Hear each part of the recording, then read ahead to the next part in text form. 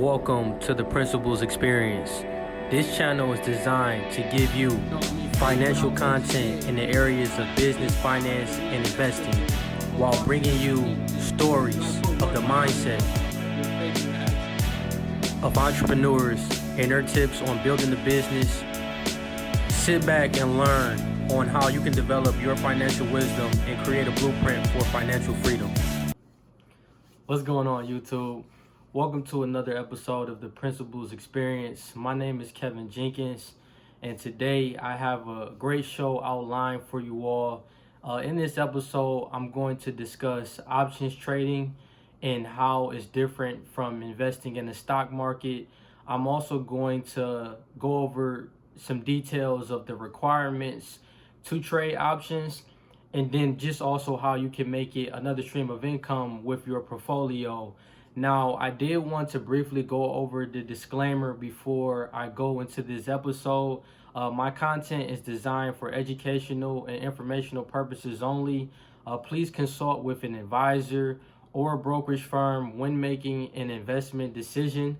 The information I give you, please do your own research and become aware of the risks when making an informed financial decision. You must understand your own risk tolerance, your time horizon, and be comfortable with making a specific investment decision. Now, before I move forward on what options are, the one thing I did want to stress is options is much more riskier than trading in the stock market. The cost of entry is also much higher. So I recommend that you always start long-term with investing in great index funds, investing in the Roth IRA, investing in stocks, and being able to consistently invest month to month. And then once you have the capital and can be able to handle the risk and also having the discipline, then that's when I would recommend investing in options. So it's definitely a great way for you to expand your wealth. So what exactly are options? It's simply a contract between two parties. The first party is the buyer of the contract. This is the option holder. And the second party is the seller. This is the option writer. When you are investing in a stock, you have ownership of that company, rather than when you're investing in options, you simply own the contract. There isn't any ownership within a company. Now, you will see the same companies in the options market that you would see within the stock market, but that's one of the differences when comparing options to stocks. Now, to help you understand the terminology to describe the option holder and the option writer of a contract, the option holder is not only the buyer of the contract, but the holder is long on the position. With an option writer, they are the seller on the contract and they're short on the position. Now, with options, you have what's called calls and puts. A lot of times when people talk about options, you will hear calls and puts. And when placing a call on an option, an investor is simply buying a security from the writer, which is the seller, at a fixed price at any time during the life of the option contract. If the writer is called, the contract holds the writer responsible for delivering the securities to the holder, which is the buyer, at the fixed price. Now, with placing a put on an option, the investor is selling the security to the writer at a fixed price at any time during the life of the option. If the securities are put to the writer, the contract holds the writer responsible to buy the securities at a fixed price. When you are looking at options, you also will have to pick the strike price and the expiration dates of the contract. Now, the strike price is the fixed price that's specified in the contract, at which the holder, which is the buyer, can either call away the security or put the security to someone else. Called away is simply when the contract is exercised and sold to the seller of the contract. Now, the life of the contract is specified by the expiration dates of the contract. Most brokerage companies, they will give you a list of the strike prices and the expiration dates when you're making that decision on an option, and you're able to choose from those. I definitely would recommend doing that so you're not shooting in the dark. And it's always good to take chances on you being able to use the resources that these brokerage firms give to you so you can make an informed financial decision.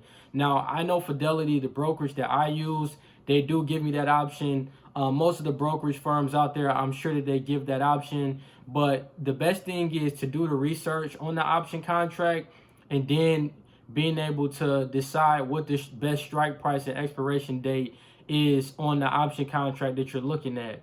Now, in order to lock the contract, the holder must pay what's called a premium to the writer. Now, the premium is essentially the price of purchasing the contract. Do not confuse the premium with the strike price. Like I previously mentioned, the strike price is the price that the investor has to pick on an option contract, and the premium is simply the amount that you are paying to be able to secure the contract. Now, keep in mind that for the price of each contract that you hold, that you own, the contract covers 100 shares, and that's the biggest difference as well when it comes to comparing options to stocks. With trading in the stock market, if you just own 2 shares of a company, you own 2 shares of a company. But with options, for every contract that you own, it covers 100 shares. So to give you an example to make this more concrete, let's say you have an investor that buys one AMD January 150 call at $5. The customer will pay a premium of $5 per share, which is $500 for the contract. And that's simply me taking the 100 shares, timesing it by 5, and that gives you the $500. January in this example is the expiration date, and the 150 that I mentioned in this example is the strike price. Now, the rule of thumb to know with expiration dates is the closer an option gets to the expiration date, it becomes worthless. It starts to lose a lot of its value. So if you have an option, for example, with a 1-year expiration time frame, it's smart to be out of the option in 6 months, so you don't lose a majority of the value of the contract. Now, also when it comes to options, you'll also hear intrinsic value.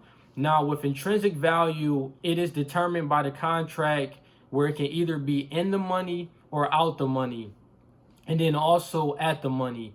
Those are 3 terms that you will hear when people mention intrinsic value. You'll hear that. And I'm going to go over some examples.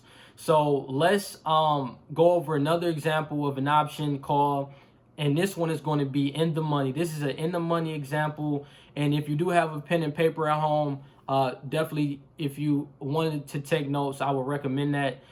So let's assume there is an investor that wants to buy one AMD January 30 call when the market price of AMD is $32 per share.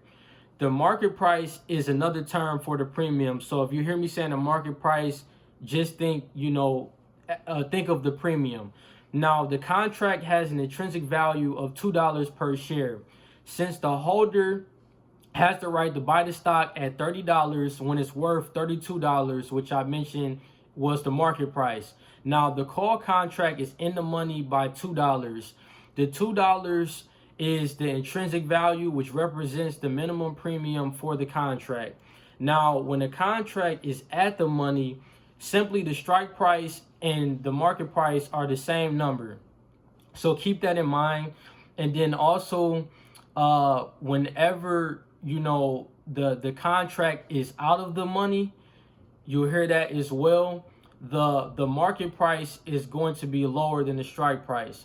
So this is one thing to keep in mind, and you can definitely look at these examples online, and they also you also have access to finding this information online as well, so you can be able to go over examples for yourself and be able to have a better understanding. Now, with put contracts, that was just call contracts. When it comes to put contracts, it's the same concept with in the money, at the money, and out the money, but it's the complete opposite. So in the money contracts, the market price is lower than the strike price. When a contract is out the money, the market price is higher than the strike price. And at the money would be the same as call contracts. And I didn't mention that when a contract is at the money, it's simply the market price and the strike price is the same. So keep that in mind. The last concept I did wanted to go over is bullish and bearish strategies that you can use with trading options. Now, when a contract is bullish, an investor expects the stock to go up.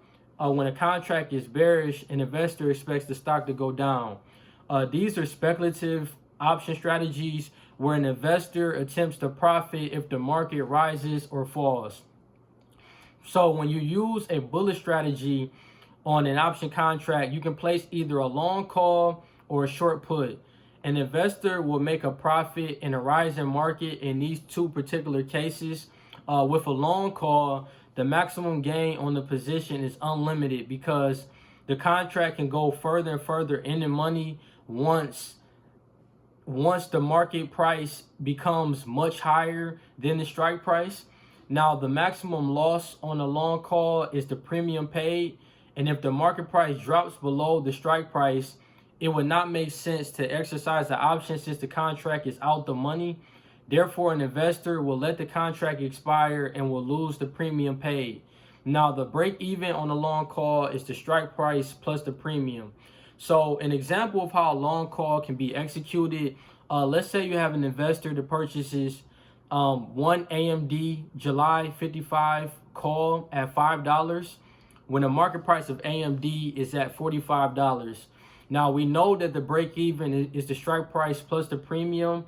Therefore, the break even in this situation would be $65, which would be and my corrections, the break even in this case will actually be $60 because we know the strike price is $55 and then the premium is $5.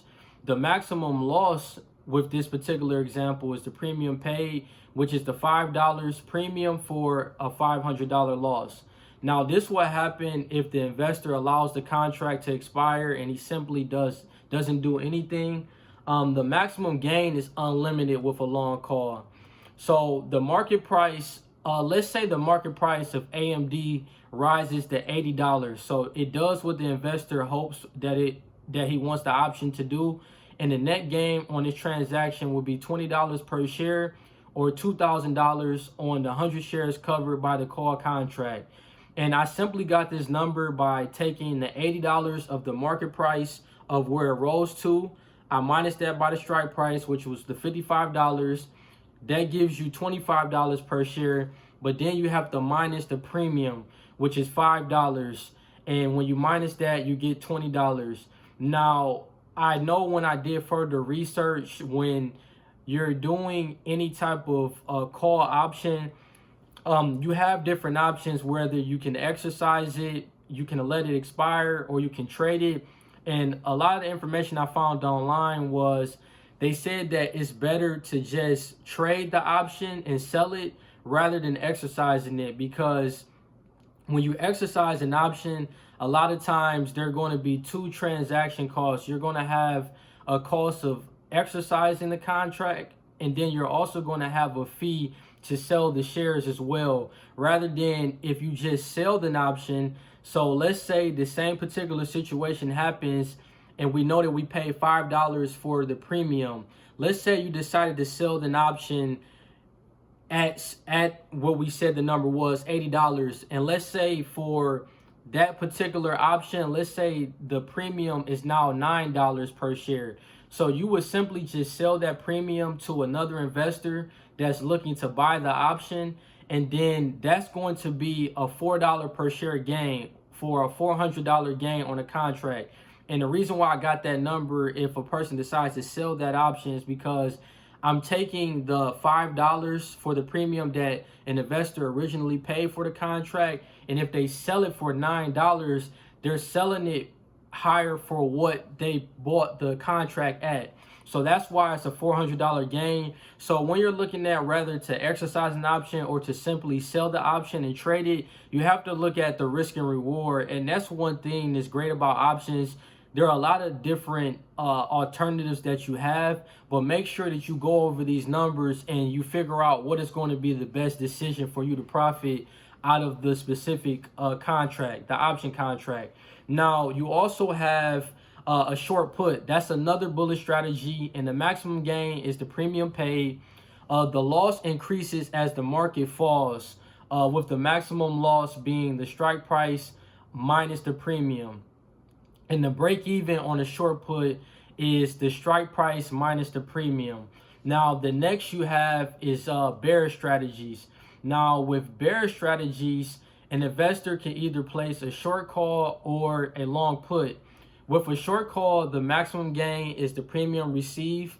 The maximum loss is unlimited because if the market rises, it does the opposite of what the investor hopes for. Therefore, it's unlimited loss potential as the contract goes further and further in the money. The break even is the strike price plus the premium.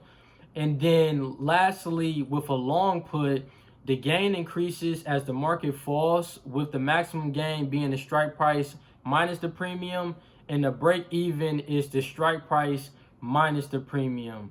So that's definitely some things that keep in mind when you're going over options. This is definitely a complex topic, and I always recommend that you start with the fundamentals of learning the stock market first before you get into options, because it's much more risk, it's a bigger, higher cost of entry, and you have to make sure that you take the time to develop your competency before you dive into this particular strategy when it comes to investing in options. And the last thing I did want to mention is the requirement for most brokerage firms to trade options is $2,000. That's the minimum amount that your account value has to be at in order to trade options. And you also have to open up what's called a margin account. And I would definitely say it's better to have more than the $2,000 to invest in options, because you also have to have a 50% deposit on any option contract trade that you place.